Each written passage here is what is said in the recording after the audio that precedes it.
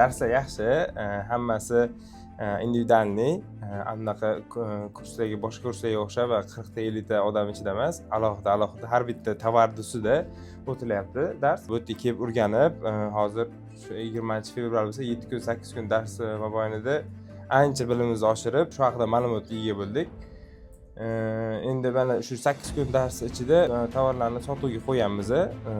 Endi xudo xolasa 2 kun darsimiz qoldi, undan keyin uzun skalaga olib beramiz dedi. Oldin bu uzun platformasi haqida, shu dars haqida qiyin deb o'ylardim. Qiyin, mana bunaqa hujjatlari qiyin deb o'ylagandim, ya'ni boshqalardan eshitib. Lekin bu yerga kelib, ustoz oldiga kelib, Aytbek aka oldiga kelib, ancha shu haqida, uzun platformasi haqida fikrim o'zgardi. Hamma avval bu yerga kelsin, inkamga, boshqa o'quv markazlarida misol 40 ta 50 ta o'quvmadi, bitta darsda 40 ta 50 ta odam bo'lgandan ko'ra, men bu yerga kelib individualniy men nomidan chiqsanglar, skidka qilib beradilar.